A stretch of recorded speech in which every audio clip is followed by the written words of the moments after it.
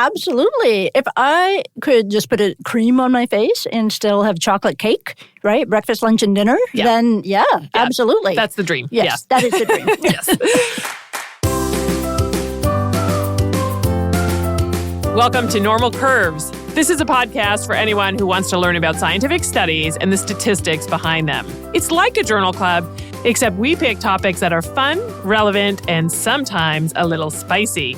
We evaluate the evidence, and we also give you the tools that you need to evaluate scientific studies on your own. I'm Kristen Sinani. I'm a professor at Stanford University. And I'm Regina Nuzzo. I'm a professor at Gallaudet University and part-time lecturer at Stanford. We are not medical doctors. We are PhDs, so nothing in this podcast should be construed as medical advice. Also, this podcast is separate from our day jobs at Stanford and Gallaudet University. Regina, today we're going to talk about wrinkles, sags, and aged skin. Ooh, this is a scary one. This is a little scary, yes. We're going to examine the claim that eating a lot of sugar and processed foods will make you look older. Oh, I'm not going to like this one bit. No, this is one of these ones that we might not want to know. There's actually a number of things that we know cause wrinkles and skin aging. Like aging. Yes. Getting old. Big on the yes. list, right? Yeah, right. Yes. Getting old? Getting old is the main one. Yes. But we also know that sun exposure and smoking, those two things definitely cause premature aging. It's more controversial, though, Regina, as to whether your diet, what you eat, can influence how old you look. There's a concept in the literature coined sugar sag, and it's just what it sounds like. That is brilliant, meaning I eat sugar and then my face sags. That's the claim. It's not just sugar, though. It's other foods related to sugar that we are going to eventually get to in this podcast. So don't think that if you don't have a sweet tooth, you get off scot-free here. So eating is also a risk factor. Yes, eating, looking yes. old. Okay. Although it's more specific than that. We're going to talk about some specific foods that people think might contribute to an aged appearance. And along the way, we're going to talk about some statistical and methodologic topics, something I like to call references to nowhere, as well as we'll talk more about statistical adjustment and things like training and test sets. Ooh, that sounds exciting. It is exciting. Actually, yeah. Regina, I'm going to start by giving a little biochemistry background. I have not had biology or chemistry in like 30 years. So, So you're going to need this refresher. We're going to need the refresher. Yes. All right, let's talk about proteins and sugars. Proteins. Proteins are the workhorses of your body. They provide structure. They make up your bones, your skin, and your muscles. And they also drive all the reactions in your body. Okay. And do you remember the structure of proteins at all, Regina? Only because when we talk about proteins that we eat, we talk about amino acids, essential amino acids. So I'm going to guess that. They are made up of amino acids. They are chains of amino acids, and those chains fold up into specific structures that help to give the protein its function. Now let's talk about sugars. So do you remember anything about sugars? They're yummy. Okay, right. So carbohydrates are made up of chains of simple sugars, and we're going to be talking about those simple sugars today, things like glucose. And the interesting thing is simple sugars like glucose, they can actually bond with proteins. I like to think of these sugars put on the surface of proteins as like decorations. Like they're pretty.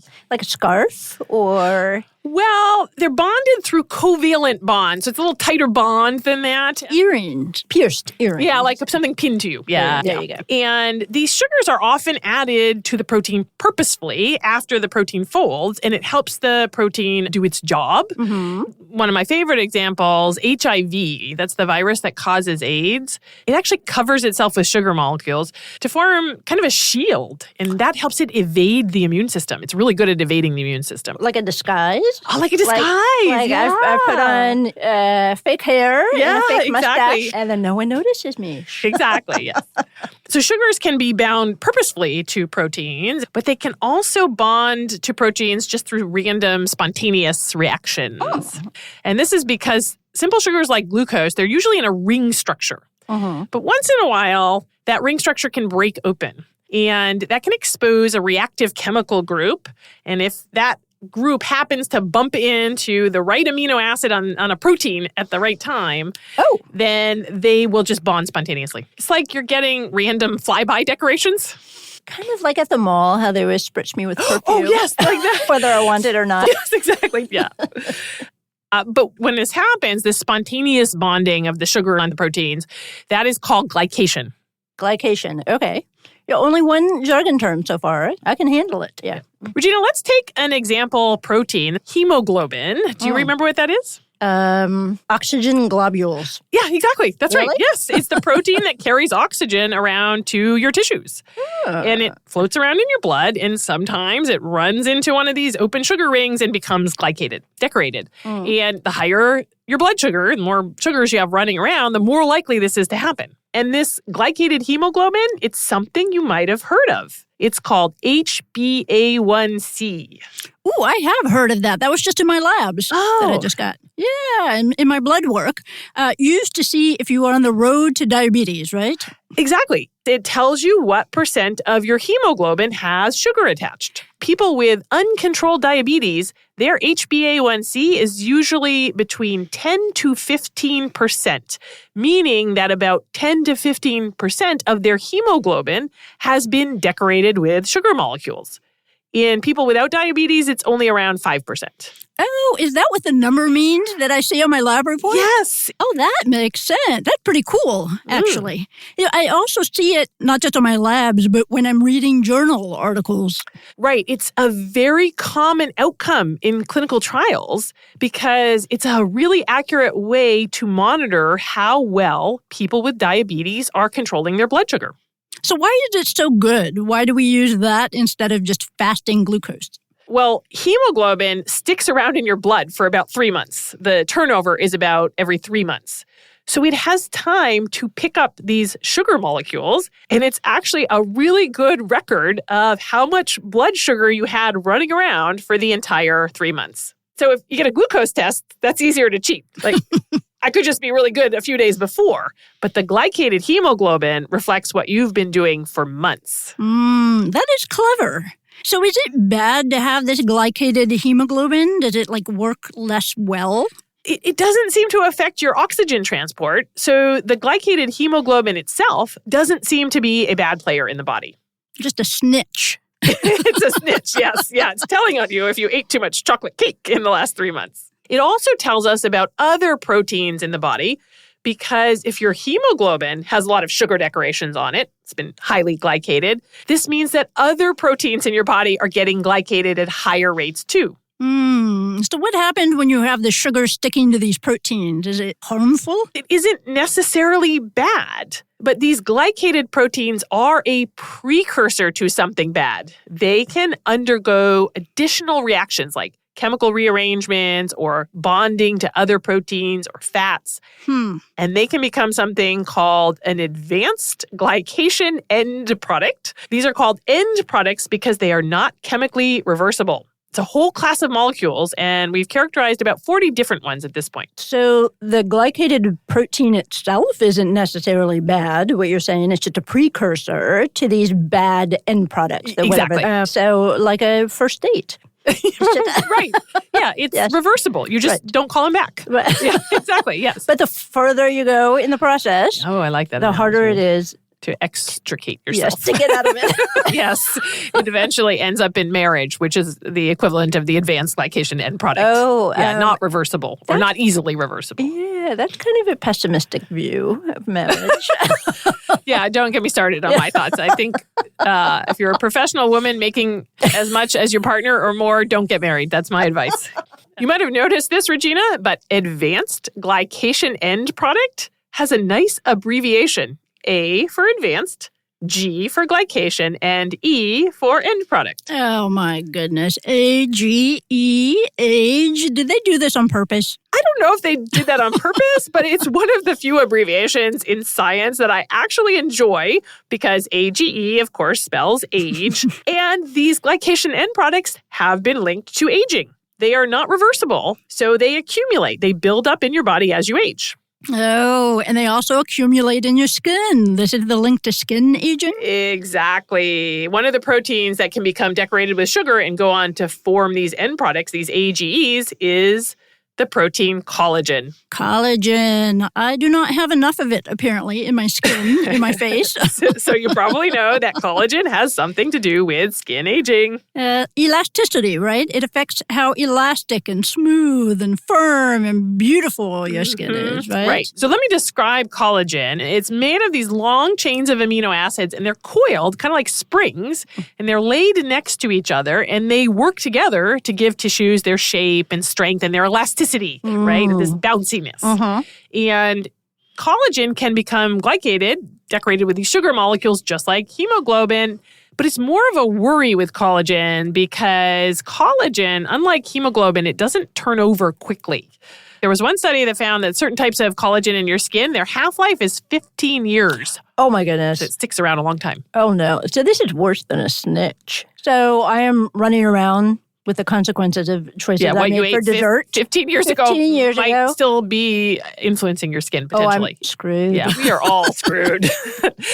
It's a problem because the glycated collagen sits around for years, so it has a lot more time to form AGEs. And one of the AGEs it forms is something called a crosslink. So if you have sugar sticking out from one of these strands of collagen, that sugar might bump into the strand of collagen next to it, the spring next to it, right? And it might spontaneously bond to that collagen strand. Oh, cool. And when that happens, it forms kind of a sticky bridge or crosslink. And I like to think of it, we've got these nice coiled springs, all fresh and bouncy. And then you put some super glue between some of the springs in there, and they adhere to each other. They stick to each other. And what it does is it makes it less bouncy. It makes your collagen stiff and tough. That doesn't sound pretty. It sounds like my face right now, actually. Right. We want nice bouncy skin. Right. And as we age, unfortunately, these crosslinks accumulate and our collagen stiffens. So it's not just about the beauty, though. Right. Collagen doesn't just affect skin aging. It's also found in your connective tissues like bones and tendons and blood vessel walls. So imagine what happens when those get stiff. That could be bad. And so now that brings us to, Regina, I want to talk about this fascinating study that I found from 1975. Ooh, old Sometimes school. Classic studies are the best. I love them. Yes. This, I think, was actually done for forensic purposes. So if like a dead body floated up in the river without an ID, they wanted to be able to find a way to say how old they were. Kind of like carbon dating, but for people. Exactly. Right? Yeah, exactly. Yes. They recognize that collagen in the body, we just talked about how collagen can accumulate these AGEs, and collagen becomes stiffer as you age. So collagen in the body records your age, kind of like tree rings, especially internal collagen that hasn't been exposed to things like the sun. So in this study, they took cadavers and they took out the tendon in their diaphragm that's made of collagen, and they put that with an enzyme that digests collagen. Okay. Why? Because the longer it takes to digest that collagen, it's reflecting how stiff and tough and leathery that collagen is. And there is a super tight correlation between the time it takes to digest that collagen and your actual chronological age. So if your collagen's really chewy, Yeah, exactly.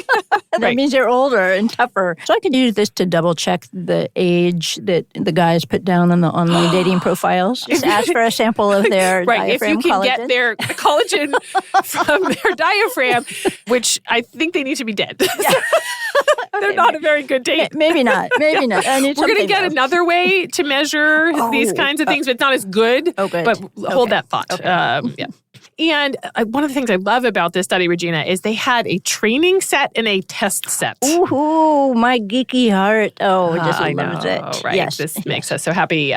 So they took 25 cadavers where they knew the ages. They ranged from about 20 to 90, and they had all died of a trauma, like a car accident or an acute illness. So it wasn't people who had a chronic illness. And they measured the toughness of the collagen, the chewiness of the collagen, and they were able to show that there was a super tight relationship between the toughness of the collagen and their age. Oh, that's fascinating. And that was their training set. So they used that training set to build a model. And the model turned out to be just a nice straight line relationship, beautiful straight line relationship. Linear relationships. And the dots are all really tightly clustered around that line. So they built this nice equation, and then they wanted to test if we apply it to other people, to new dead bodies, can we predict their ages correctly? Because, of course, we want to test how good our model is. Right, but you don't want to test the model on the same people you use to fit the model. You need to test how good the model is on a new set of observations.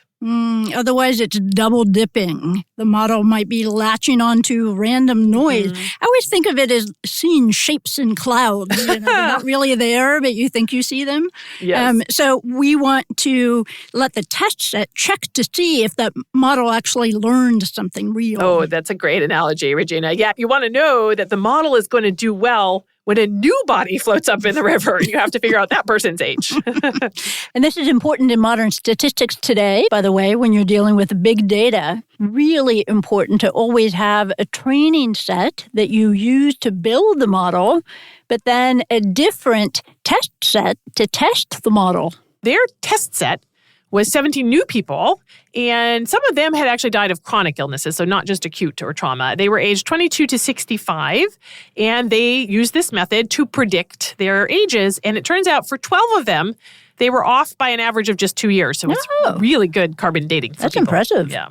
But another thing I love about this paper is they gave all of the data. It's not in an Excel spreadsheet. It's just in a table in the paper. But they said, what the person died of and their predicted age and their actual age. I love old papers because they do this. Yeah, that transparency. so I could look at that and learn something else that they didn't even talk about. There were 2 people that they were predicted to be about a decade older than they actually were, and they both died of alcoholism. Well, that makes sense. Yeah. That would kind of track with what we might expect. Yeah, alcoholism ages you. Yeah. There were also 3 type 1 diabetics in the study, and these are the interesting ones. They probably had uncontrolled diabetes. 2 died of heart attacks, 1 of kidney failure, and they were in their 30s or early 40s. Their predicted ages were 84 and 106 and 106. Whoa, way off. Way off. So their collagen was chewy, more like collagen from a really old person. And this was in diabetics, right? Yes. And it's because of this glycated collagen that we're talking about. Exactly. These 3 diabetics likely had a lot of sugar running around. And we believe that this led their collagen to form a lot of crosslinks and other AGEs. And this would cause their collagen then to be super leathery. So this brings us back to sugar sag.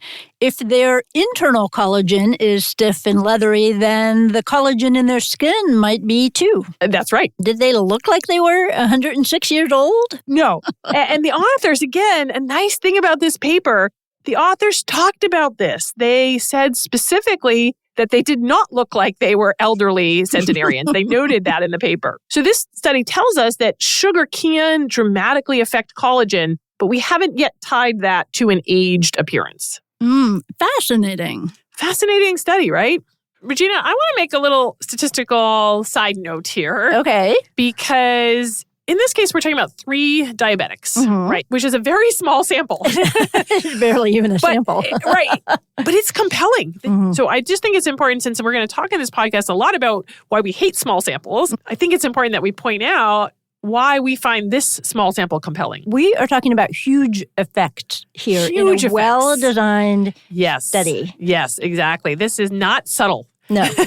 This is 60 years between the predicted age and the actual age. Right. You almost don't need statistics. I saw one researcher describe it as the intraocular test, meaning it's so big it hits you between the eyes and you don't even need a statistical test. Exactly. Yeah. So, Regina, diabetics are this great model system of the effects of sugar in the body.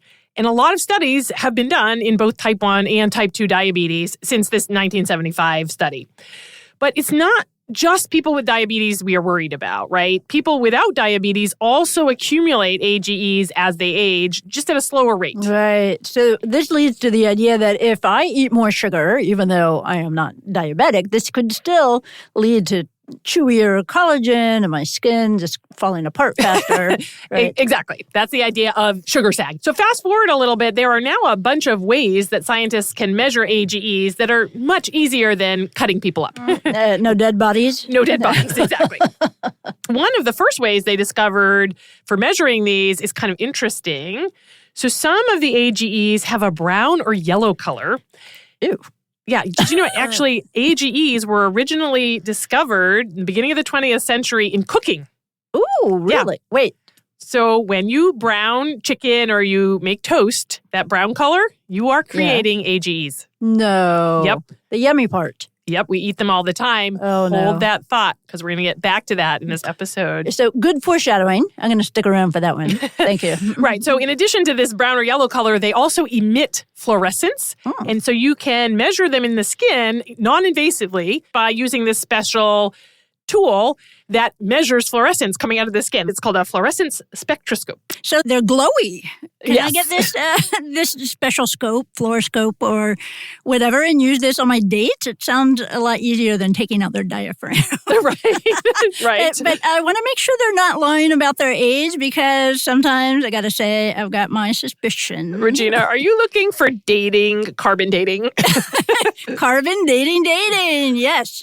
So, Regina, you're going to love this. There actually is a device called an AGE reader. It's about the size of a shoebox, and all you have to do is rest your forearm on it for 12 seconds, and it shines a light on your skin to measure fluorescence, and it gives an AGE reading.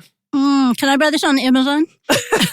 Well, it's used in research, so you could buy it, but it's probably pretty pricey. Yeah. And the relationship between this measurement and your chronological age, it's not a tight relationship the same way the chewiness of the collagen was. So it's probably not going to be super accurate. That's okay. I'm fine with it. I got my credit card out. All right. So, Kristen, scientists know how to measure these things. Right, exactly. And so now lots of studies have been done because we don't have to cut up dead bodies, and they have linked high AGEs with bad things. So for people with diabetes, if they have high AGEs, that's been correlated with having more diabetic complications like more heart disease, higher blood pressure, and Regina, you're going to love this one. Mm-hmm. I am going to get the sex into this episode, because higher AGEs have also been linked to more erectile dysfunction. Great job bringing the sex in there. And Kristen, I'm so proud of you for saying the word Aren't you proud of me? erectile dysfunction. Yes, okay. This does make sense because you want penises to be spongy. You want penises supple and juicy, right? Do they measure the AGEs in the arm or the penis? Oh, it was just on the arm. So there were multiple studies, and those studies actually all used the AGE reader. Oh, I want one. But forget about using it for aging. Now that you've told me this secret, can I use it on a date to get a preview of what you expect later on?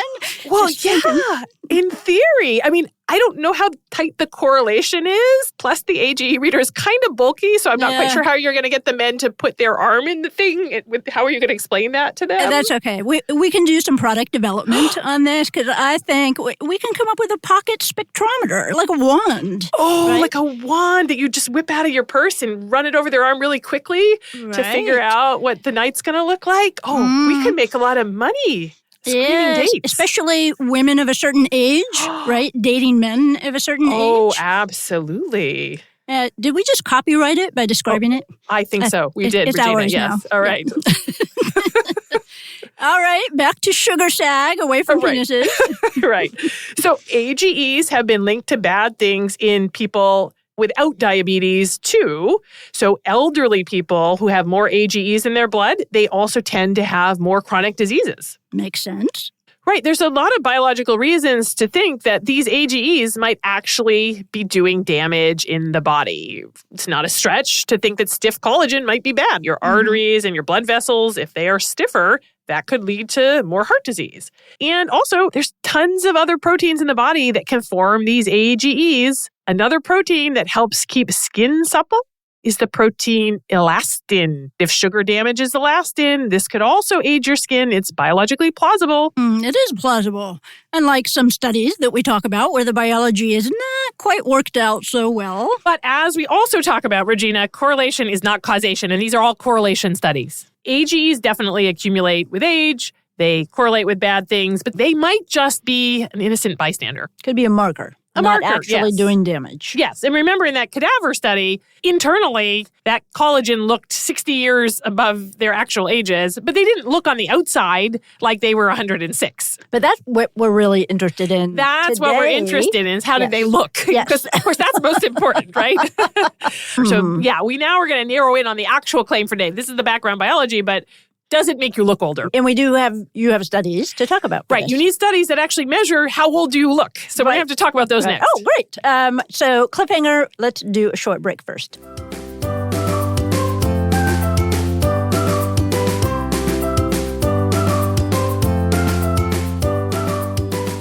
Kristen, we've talked about your course, Writing in the Sciences, on Coursera. Maybe you could tell people a little bit more about it. It's a self-paced course for anyone who needs to write scientific papers. And I give a lot of practical demonstrations for how to improve your writing to make it much more clear and concise. And you can earn a certificate from Coursera. You can find a link to that course on our website, normalcurves.com.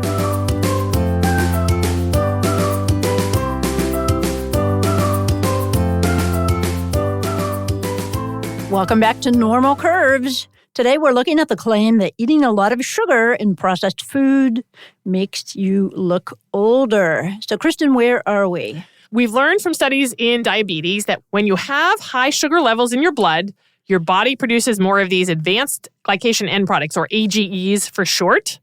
These AGEs also build up in your body as you age, even if you don't have diabetes, and they impact collagen, making it stiffer. They also affect other proteins that help keep skin supple and smooth. So it's not too far-fetched to think that if you're eating a high-sugar diet, even if you don't have diabetes, you might be raising your AGE levels, which could lead your skin to look aged. Right. So this is the sugar sag. This is what we're talking about. So it's plausible. Yes. But what happens, is there evidence, direct evidence? Great question, Regina. Yeah, so it turns out there aren't many studies with that direct link. We're going to discuss two studies in just a bit, but I'm going to warn you right now, they aren't exactly earth-shattering. Oh, no. I want to talk for a minute, though, about the review articles that I came across, because when I tried to get into this topic, the first thing I did was pull a few recent review articles, hoping they would point me to that direct evidence. And I was a little disappointed. Oh, no. They're not good. They were very thin on any actual evidence that if I eat too much sugar, my skin is going to be affected. As we're going to see, a lot of what I found was like a review article citing a previous review article, which in turn cited another review article. So it was very heavy on narrative and short on hard evidence. I'm picturing like those gag birthday gifts where you get this big box and it's wrapped and you unwrap it, and then there's a smaller box and you unwrap it and you keep going to the end, and then it's an empty box. That is a perfect analogy. As we're going to see, Regina, I ended up with an empty box pretty much. Yes, thank you. And Regina, I think it's worth talking actually about two specific issues that I noticed in the review articles. First off, I think they're doing a bit of marketing. This claim has some pretty great branding. I mean, using AGE for advanced glycation end product, age. I mean, that just makes you think, yes, of course they age you. It's kind of brilliant. It's almost like some marketing people came up with this directly. And sugar sag, that is so clever and catchy, right? I know. And sugar sag has some serious profit potential, whether it's real or not. If people believe it's real, it creates a market because skincare companies can say, hey, I've got something to fight this glycation. And it sounds really scientific. And that's going to get people to buy their products. Absolutely. If I could just put a cream on my face and still have chocolate cake, right? Breakfast, lunch, and dinner, then absolutely. That's the dream. Yes, that is the dream. Yes. So there's some worry that maybe these review articles are a little bit more about marketing than about science. Just to take an example of one of the review articles that has a single author, just for fun, I'm going to read you some of her conflicts of interest. She has about 80 total. I'm just going to read you the A's and the B's. 80? Yes. Did you 80. say 80? Yes. Here we go. Goodness. Okay. Aclaris Therapeutics, Aesthetics Biomedical Allergan, Almirall, Amderma, Amgen, AO, Biome, Arcutis Biotherapeutics. She's funded by all of these? She's getting money somehow. Maybe she's just getting paid for a random talk. We don't know, but she is getting some money from all of these. And this is one person? One author on this review article. Okay, let's get to the B's. Okay. Bausch Health, Bayer, Biopel, Boehringer, Ingelheim Pharmaceuticals, Boots, Botanics Pharmaceuticals, Brickell Biotech, Burt's Bees, That's just the A's and the B's. And let me highlight a few others you might recognize. Estee Lauder, L'Oreal, General Mills, GlaxoSmithKline, Nu Skin, Perry Cohn, Pfizer, Procter & Gamble. It goes on and on. We do not have enough conflicts of interest. We clearly do not have enough conflicts of interest. We are missing out here, Regina. We are missing We're doing something wrong. Yeah, how do we get that? I know. Not only that, but she received an honorarium just for writing the manuscript. I want to get paid to write my scientific manuscripts, kidding. you know? Wow, yeah. And she is supported by a grant from SkinCeuticals. And Regina, here's the kicker. SkinCeuticals actually makes a product that they claim blocks glycation, blocks the formation of these AGEs. I think I've seen that one, actually. It's like really? a age interrupter, something like that. It's called Age Interrupter Advanced, yes. Oh, maybe I should try this. Maybe they'll send us a free sample. Well, it might depend on how this episode wraps up, whether they may not like our take on it. But Regina, it costs $185 a bottle. I was kind of blown away by that. And the author of that review article that we were just talking about, she was heavily involved in the development of this skin cream. Did she do some of the so-called clinical trials where they have like 9 people and no randomization, 20. And no control?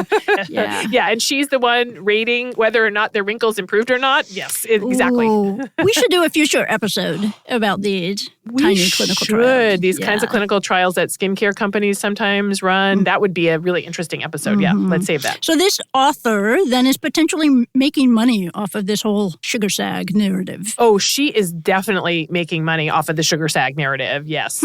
So there may be some incentive for her to make the narrative a little tighter than it actually is. Yeah. So we need to keep all of this in the back of our mind when we're reading these types of review papers. There might be something to be gained here by some of the authors. The second thing I want to talk about with regards to these review articles, though, Regina, is something that drives me absolutely bonkers. And if you'll permit me, I want to go on a little statistical detour, but it's not about how we calculate statistics. It's about how we cite them. Ooh. So call it statistics adjacent. So is it a little bit of sleuthing? It's citation sleuthing. Oh, yes. citation sleuthing. Yes. I love that. Something I call references to nowhere, which I rant about in my Coursera course, Writing in the Sciences. Which is a very good course, by the way. Thank you, Regina. A little word for that. All right, I was reading a review article from 2023. This was in the International Journal of Molecular Science, different author. I came across a sentence that talked about an intervention study where they claimed to have reduced glycated collagen in people by 25%. Ooh, that sounds like it could be good. Right. I wanted to find the original study because it's the kind of evidence that I was looking for. But trying to find this study, Regina, it sent me down a rabbit hole of citations. Are you going to take us down that rabbit hole with you? Oh, yes. All right. I'm now going to read you verbatim the sentence from the 2023 review article. Just a warning, they use the term glycosylated rather than glycated. And I'm going to read the second half of the sentence, even though it's not related to the intervention study. You're going to see why in a minute. Okay. Listen carefully to the words. Here it is. Interestingly, strict control of blood sugar for 4 months reduced the production of glycosylated collagen by 25%, and low sugar food prepared by boiling could also reduce the production of AGEs. They cite for that sentence a 2020 article. So, of course, I went and pulled that 2020 article, hoping to find the study behind that 25% statistic. But it was just another review paper. Oh, no. It wasn't original research. Okay. And let me read you the sentence I found in that 2020 study. See if you notice anything familiar, Regina. However, strict control of blood sugar for 4 months can reduce the production of glycosylated collagen by 25%, and low sugar food prepared by boiling can also reduce the production of AGs. It's like the same sentence, right? It's exactly the same sentence. I think they changed, however, to interestingly. That is not a plagiarism get-out-of-free card. When the adverb does not originality make. No. Yes, exactly. Lifting the entire sentence and just changing 1 or 2 words is plagiarism. It is not a gray area. The 2023 article plagiarized the 2020 article. But now, Regina, continuing along with my sleuthing, the 2020 article gave 3 citations for this 25% statistic. Sounds promising. Sounds promising, right? But guess what? They were all review articles So I still haven't found the study. They were from 2015, 2013, and 2010. All 3 review articles had the same sentence. Tighter glycemic control can reduce glycated collagen by 25% in 4 months. So in other words, the 2015 and 2013 articles plagiarized from the 2010 article. That 2015 article does give 2 citations, but those turn out to be just the 2013 and 2010 review articles. So you're down to like the 4th empty box now, gift wrap. Yes, box. exactly. It's fun unwrapping all these presents, I guess. But yeah, I'm coming up empty. And then guess what, Regina? The 2013 and 2010 articles give no citation at all. The sentence just appears in both of those articles with no citation. No citation? How can they do that? It You just can't do states that. this as fact. So this is the empty box. You are down now to the I am empty down box. to the empty box. Yes, exactly. So this is why I call these references to nowhere. To nowhere. I'm at a dead end, so I thought I would go to Google for help. Of course. I was able to Google around until I actually found the underlying paper. Wow, Yeah. that's impressive. I know. Yeah. It was a paper from 1991. Oh, Quite old. yeah. It was a study in 14 people. These were all diabetics with poor sugar control, and they were put on a strict diet. There was no control group or anything, but they did get their blood sugar down quite a bit. And they reduced the amount of glycated collagen in their skin. That's pretty cool. It's a good study, but that 25% statistic that people were citing, the citing authors got it wrong. Oh, no. They made it sound like there was a 25% reduction in the total amount of glycated collagen in the skin. But that's not what happened? No, in the original paper, the authors reported a 25% reduction toward the normal mean. So the diabetics start with higher levels than normal. They reduced the extra amount by 25%, not the total amount. So they just reduced the icing on the cake, not the cake itself. That's a really good analogy. Yeah, 25% of the icing went, not 25% of the total cake. Yes. So that 25% is actually an exaggeration, but this got lost in translation because the authors were citing review articles and not going back to that original source to see what that actual statistic was. It sounds like a game of telephone. Things get all dropped and garbled along the way. That is a perfect analogy. Yes, and that's what happened here. We lost some of the original message, and sometimes, Regina, it's even worse than this. The message that comes out at the end of the chain has no resemblance whatsoever to what started, what was in the original source. Yeah. So the take-home message here, 1, you should never plagiarize. That's just bad for many reasons. And 2, always go back to the original source. You should never trust that someone else's summary of an underlying study is correct. That is a bad bet. I would venture to say that at least half of the citations in the scientific literature are wrong in some way. So if you just copy someone else's summary, you are probably going to get it wrong too. I think this is probably surprising to a lot of people. It's because there's no fact-checking. It's not like when we write for newspapers and magazines, Regina. That gets fact-checked very, very carefully. Very carefully. Every tiny little bit, they look into it. But strangely enough, scientific articles in the published literature, not fact-checked. So peer weird. reviewers don't have time to go through and fact check. There's just too many references. When I'm doing peer review, I don't have time to check everybody's citations. No, I'm checking their statistics. Did they do the study right? Journals should offer a bounty. You know how sometimes they offer like a bounty for finding flaws in code or whatever, like a hacking. They should offer a little. I think the literature is already too polluted. Yeah.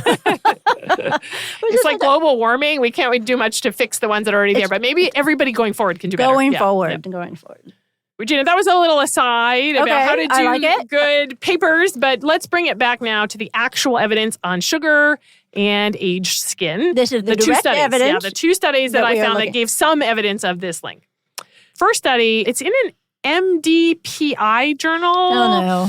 Yeah, it's not that every article published in an MDPI journal is bad, but there's a lot of There's variability in the very quality. high let's say. variability. Yeah, this was a 2023 study from Brazil. They looked at 28 women aged 39 to 55, and there were 14 people without diabetes and 14 people with diabetes. So we're still using our model system of diabetes because it's just the best chance we have of seeing Easier. effects. Yeah. Okay. Now, they did some cool measurements of their skin. Not that I want these measurements done on me. I do not.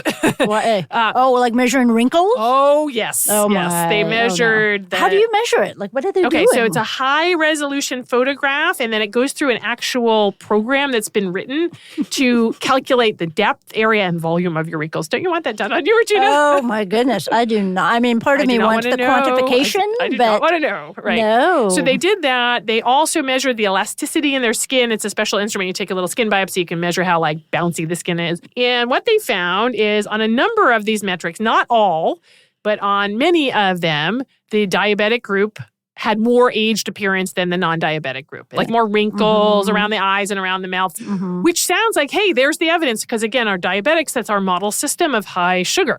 Here's the problem, Regina. What? They never tell us the ages of the diabetics versus the non-diabetics. Maybe they were the same age, but there's no information in the paper on the actual ages. And 39 to 55 is a rather wide age range. I looked much better when I was 39. I want to look like I looked when I was 39, yeah. So we don't know. Maybe all the diabetics were age 53 on average, and the non-diabetic group was 43 on average. The biggest thing, if you're talking about them looking older, first of all, you have to know if they are older. Yes, exactly, Regina. So people cite this as evidence. Unfortunately, it's just a big question mark for me. It says it's not proof of anything. Yeah. And there are a lot of other red flags in the paper that indicate that it's not of the highest quality. I'll put some of them in the show notes, but I'm just going to mention one thing because we've been talking today about references, and I noticed a bad reference. I came across this sentence. This type of alteration has already been reported in the diabetic population where altered skin elasticity was detected. So this sounded to me like a study about skin elasticity in people with diabetes. Right. The direct evidence that we're looking for? Exactly. So I pulled the paper expecting something in humans. It was a cell culture study with no mention of people with diabetes. No way. Come on. Yeah. So this is another reference to nowhere because the statement in the paper is totally divorced from what is actually in the cited source. Okay, so that's study number 1. Not much there, to say the least. What about study 2? All right. Second study from the Netherlands, 2013.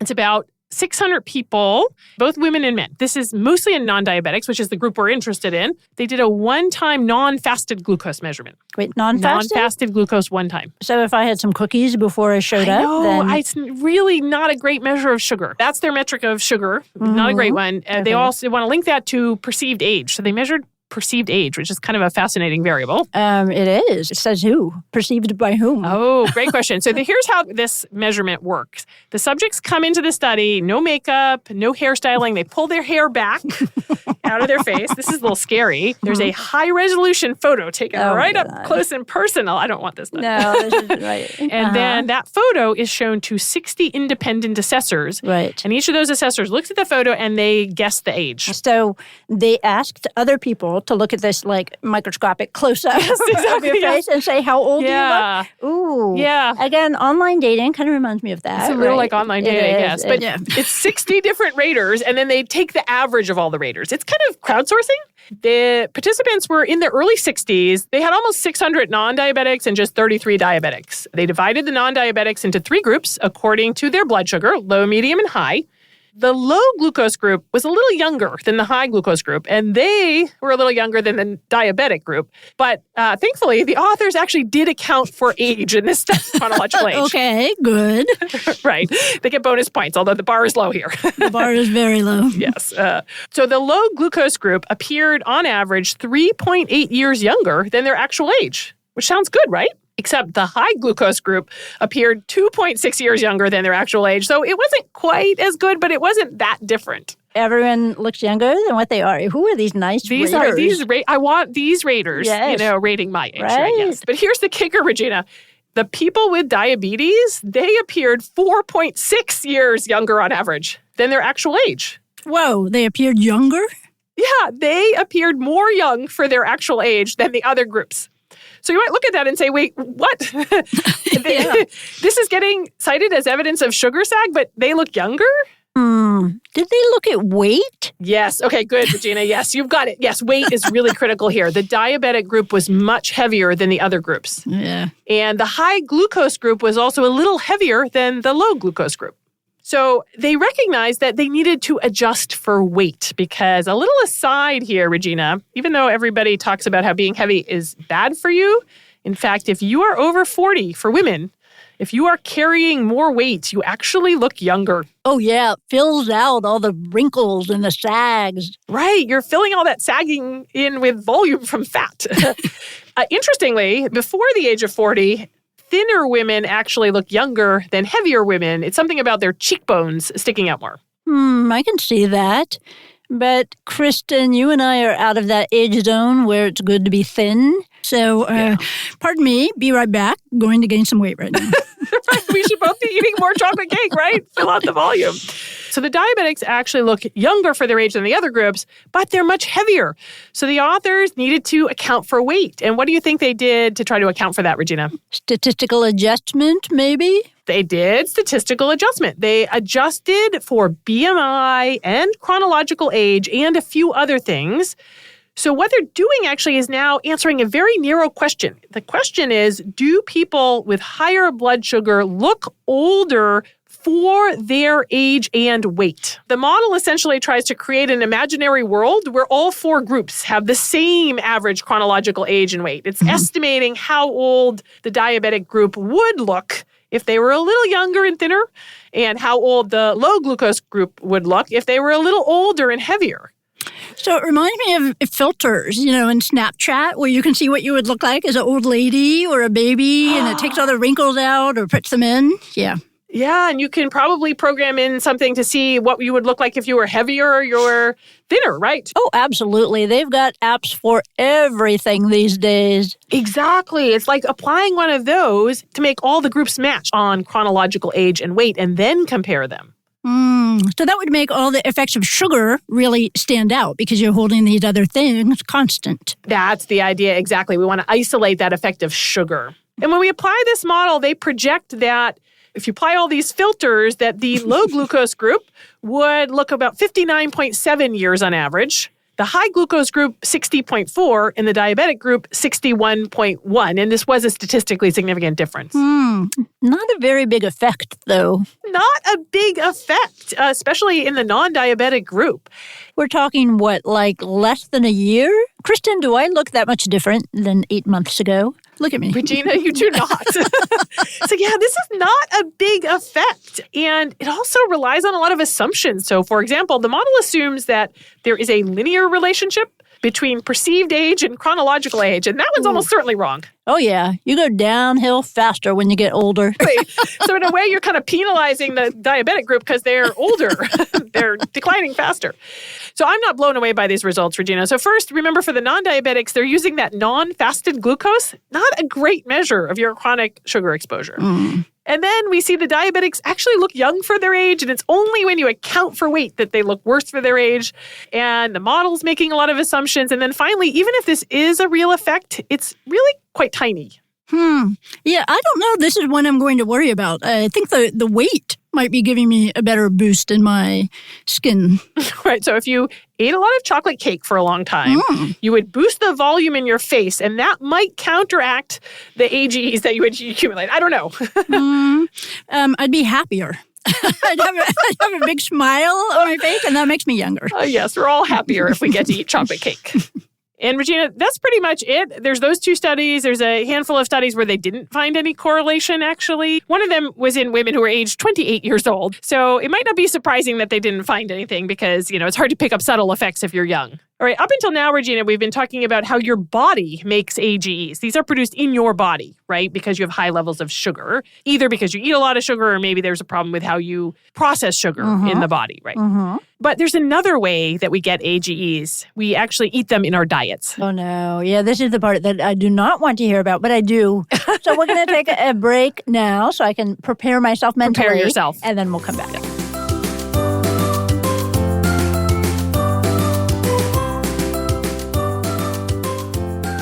Kristen, we've talked about your medical statistics program. It's just a fabulous program available in Stanford Online. Maybe you can tell listeners a little bit more about it. It's a 3-course sequence. If you really want that deeper dive into statistics, I teach data analysis in R or SAS, probability, and statistical tests, including regression. You can get a Stanford professional certificate as well as CME credit. You can find a link to this program on our website, normalcurves.com.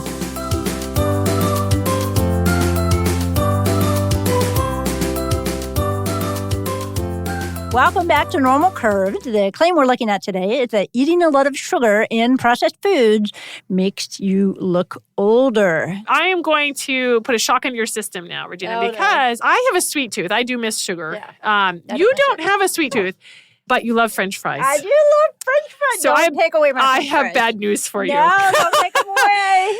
So it's not just about eating sugar potentially, because the place that these AGEs were first discovered was in cooking, in the context of browning food. Remember I said they have a brown color? Oh, I do remember When you brown food, Yes. the reason the food is brown is because of AGEs. So take like chicken. If you brown chicken in a frying pan, okay? So AGEs taste yummy? They taste delicious. They're super yummy. Oh, yes. For some people, might even be more yummy than sugar. So sugar itself doesn't have AGEs in it, but your body makes AGEs when there's sugar in the body. But you can also create AGEs and things that you ingest. Oh, my. I know. Isn't this awful? Okay. French fries. So if you eat AGEs, you do absorb some of them. So AGEs are produced whenever you have proteins and even a little bit of sugar hanging around and you heat things to a high temperature, especially dry cooking. So things like grilling or barbecuing. But I love roasting grilled vegetables. Frying. All of these are bad. No, like caramelizing. Caramelizing, bad, yes. And processed food, so when they're manufactured, like cookies and muffins that you manufacture in a plant, it's dry cooking at high temperature. So they also have a lot of AGEs in them. And Regina, believe it or not, they sometimes actually deliberately add AGEs to processed foods for the flavor and coloring because they do taste good. So like brown cheese? When it gets all nice and bubbly and yummy? Brown cheese is bad. Pizza's bad for these too. Toast. Toast? No. Yes. All the crispy things? Exactly. And you mentioned grilled vegetables. You think vegetables are good for you, but when they're grilled, they have a lot of AGEs. I love grilled broccoli, though. I can't believe you want you're to doing this steam me. your broccoli. No, I do not. All right, let's do a little cooking chemistry lesson here, okay? There are a couple of different factors that determine how many AGEs are made in your food. So first one is temperature. High temperatures drive these reactions. Second thing, pH. So you want to marinate your meat or fish in vinegar or lemon because lower pH, more acidity helps to prevent the creation of AGEs. Third thing, humidity. Dry cooking is bad, wet cooking is good. No to all three of these. You like lemon on your food, right? And grilled. Well, by adding the lemon, you counteract some of the grilling. But if you boil things in water and liquid or stews, the temperature doesn't get that high. And it tastes gross. So you have to steam or boil everything. No, I'm telling you. No. So you're telling me my air fryer that Air I just fryers bought? are bad. Yes. No. Yes, you're going to have to return it. How can it be bad? There's no oil. Because you're cooking things at a dry heat and high temperatures. And another thing that makes more AGEs, Regina, is if you add sugar, so like barbecued meat, because barbecue sauce has a lot of sugar, or honey roasted nuts. I love roasted nuts. Roasted nuts are like one of the best things right next to French fries. AGEs, sorry. The good news, though, Regina, is that grilled meat has a lot more AGEs than grilled vegetables. So your grilled broccoli isn't the worst thing in the world. So I can tell that eating dinner at your house is going to be a lot less fun now. I know. Now we've got the green juice, the carrot juice, which you call the dirt juice. The dirt juice. And now we're steaming and boiling things instead of nicely browning and grilling them. Yeah, sorry. Yeah, I've discovered you can boil chicken in water and then you drain the water and add the sauce. Yummy. And I'm a terrible cook anyway, and I hate to cook, so it doesn't really matter. Let's go out to eat while I'm here. All right. So this is where the AGs come from in the diet. Studies show we absorb somewhere about 10 to 30% of these, but we don't really know, are they actually doing damage in the body? That's controversial. Mm-hmm. I think this is a fun little side note here. Actually, there was a special issue of the Journal of Molecular Nutrition and Food Research in 2007. They dedicated an entire issue to this controversy. Are dietary AGEs, the ones you eat, not the ones your body creates, are they really harmful to humans? And that whole issue came out of a workshop that was held. And do you want to guess what company sponsored the workshop, Regina? Either someone who wants AGEs to be bad, like a face cream or pseudo-pharma company, or someone who wants AGEs to be just fine, which would be the grilled cheese lobby. Yes, it was Nestle. So I think what happened is this narrative was coming up in the literature about these dietary AGEs. So Nestle sponsored a workshop. They wanted to make sure to say, hey, no, it's a debate. We don't have enough robust evidence. So there's a whole set of papers in this journal going back and forth about whether these are actually harmful. Okay, good to keep in mind. I'm going to use that. It's debatable as justification to keep my French fries. Yes. So have there been studies on dietary AGEs? There have been some short-term intervention studies. They put people on low AGE diets, like they tell them to boil their food rather than grill it, and it does reduce the AGEs in their blood. And they've tried to link these low AGE diets to improvements in health outcomes, things like vascular health or insulin resistance. The evidence is really mixed. There's actually a lot of negative studies. But, short-term studies, are people really following the diet? Yeah. And it's hard to do a short-term study for appearance, Regina, right? Changing our diet for 4 weeks is probably not going to affect how old we look. Yeah, not enough time.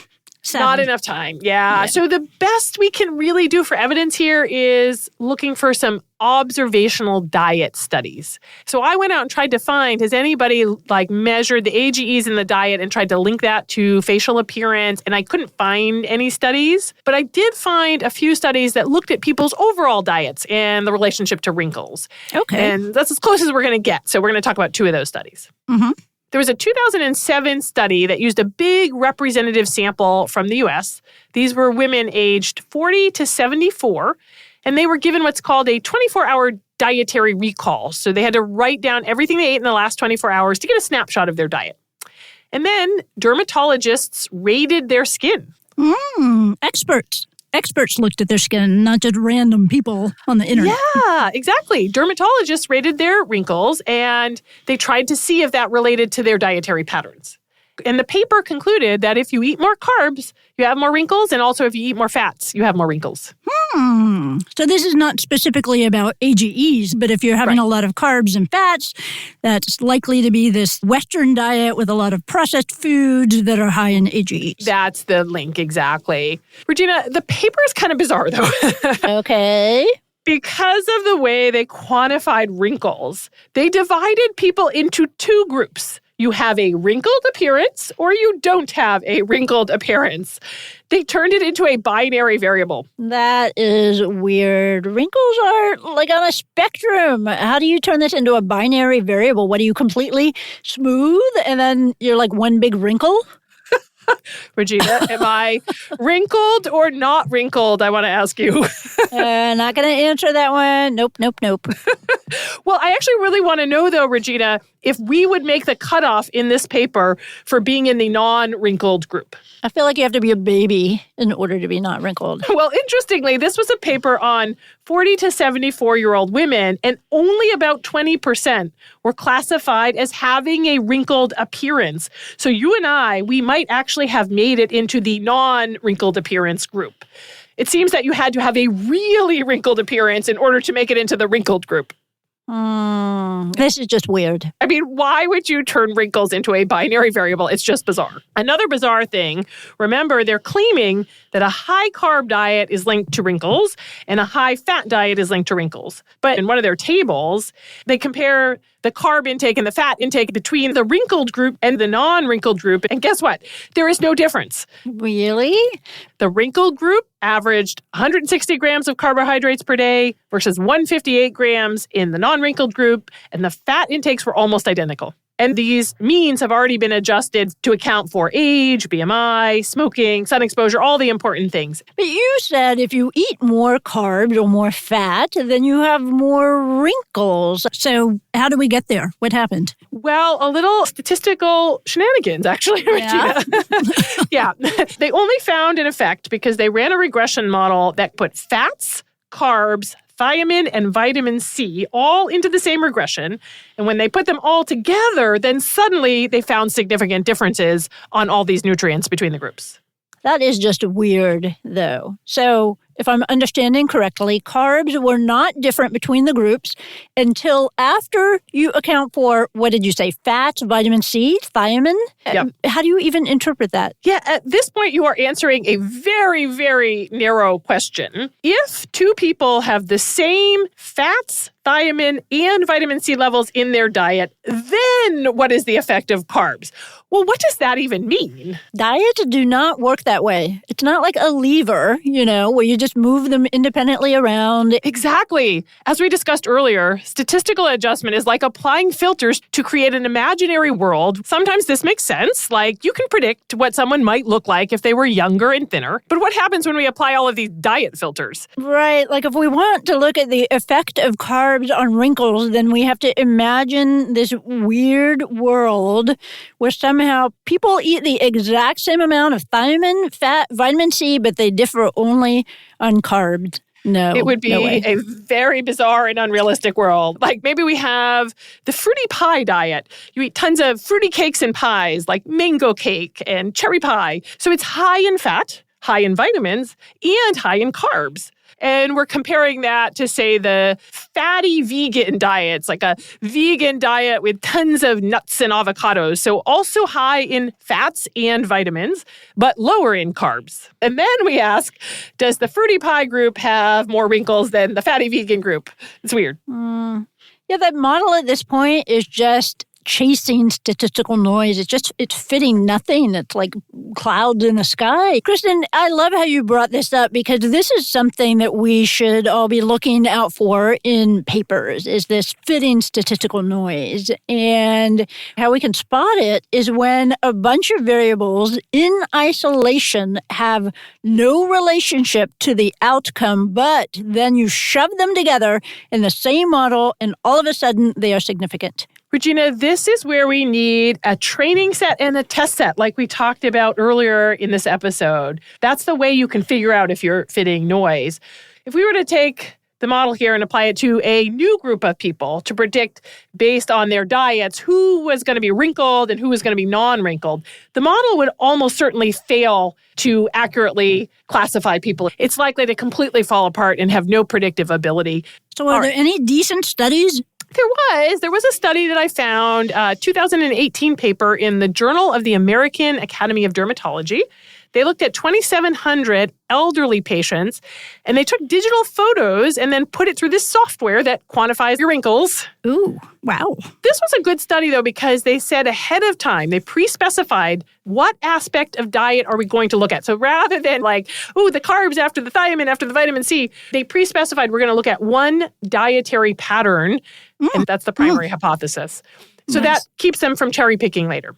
So this was a study in the Netherlands, and they looked at something called the Dutch Healthy Diet Index. It's a score from 0 to 90, and you get a high score if you eat a lot of fish, fruits, vegetables, fiber, things that are considered unprocessed healthy foods.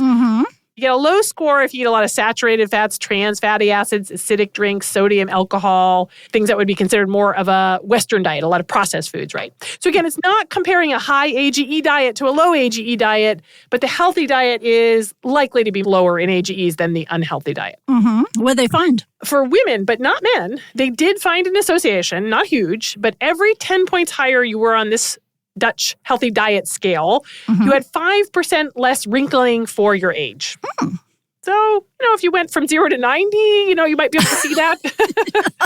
That would be a big jump. But, yeah, exactly. Right. Yes. And this was after accounting for all of the usual players, like they adjusted for age, BMI, smoking, sun exposure, and so on. So maybe there's something there. They have this great sentence, though, in their abstract, Regina, which I kind of love.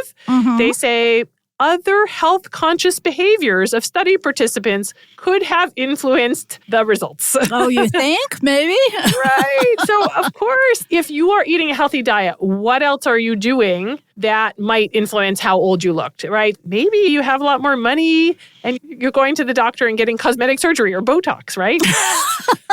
So it looks like, yeah, maybe having a healthy diet, you're going to look a little younger, but could it also just be that you're generally a health-conscious person, right? Mm-hmm. They did another fun thing, though, after they looked at that pre-specified healthy diet index. They wanted to look at other dietary patterns, too. But again, rather than like looking at the carbs separate from the fat, separate from the vitamin C, which gets really statistically tricky, they did something cool called a principal components analysis. PCA. I love PCA. Oh, yeah. We are not going to go into the details of that today. I'm going to save that for another episode. Good. It'll be a fun episode, I promise. But basically what it's doing is it's picking out patterns of diet. So like people who eat French fries, not you, Regina, but many people who eat French fries also eat a lot of hamburgers and drink a lot of Coke. It's looking for clusters of food types that go together. So they picked out 3 patterns, one which they called a healthy pattern, one which they called an unhealthy pattern, and an intermediate. The healthy pattern were people who were eating a lot of healthy things like vegetables and fish, and it also included a little bit of wine. The unhealthy pattern was a lot of meats, snacks, soft drinks, coffee, and non-wine alcoholic beverages. So again, not totally tracking with AGEs, but probably the healthy diets likely to have less AGEs. Right. They found that the unhealthy dietary pattern was significantly linked to wrinkles, but again, it was a small effect. If you went up a standard deviation in the unhealthy dietary pattern, that's a lot. Your wrinkling went up like 3%. Oh, yeah. That's small. I personally want to see what the trade-off is, right? Like, to get those 10 points higher on this healthy diet, how much do I need to give up? And is it really worth it to get 3% fewer wrinkles? Right. Or maybe you could just eat more vegetables and more fish, boiled and steamed, of course. No thanks. All right. So Regina, that's pretty much the evidence. There just aren't that many studies that looked at skin aging or appearance. And that's probably for a good reason. Yeah. Cancer, other things, diseases maybe take precedence. Yeah, I support having more cancer studies than more wrinkle studies. Absolutely. Though I have to say, though, Regina, I think there is a reason to study appearance and wrinkles if you want to motivate behavioral change, which is a lot of public health. Right? I used to write for Allure, for example, about sun exposure. And if you tell people, too much sun exposure, you might get cancer. I do not think that's as motivating as if you tell people too much sun exposure, you might get wrinkles. Okay, so vanity. Forget about health benefits, blah, blah, blah, living longer, better heart health. No, you'll look better. Well, I think it's human nature, right? Short-term vain outcomes actually might be more motivating than long-term health outcomes. It's just how human nature works. Yeah. I think you could get some grant money for this, actually.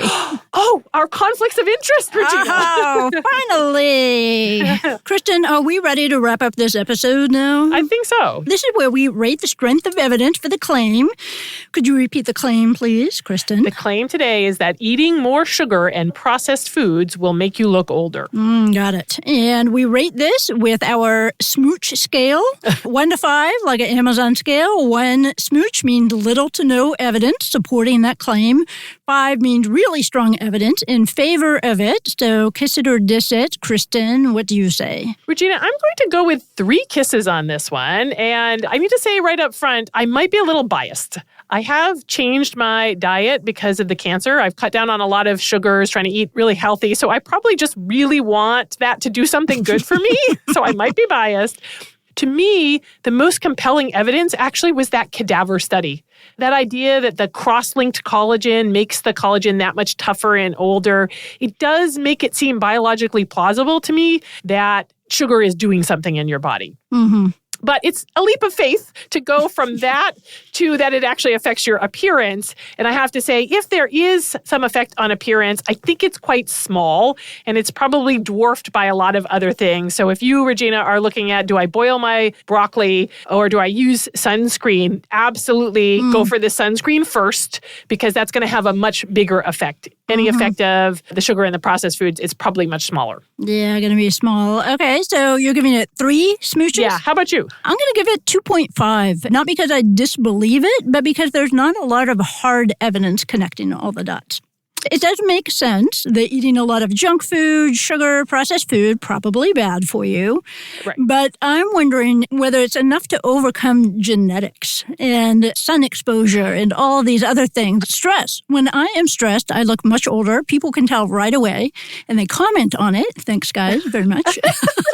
Okay, methodological morals. Do you have yours, Kristen? Regina, mine's going to be when you plagiarize, you steal the errors too.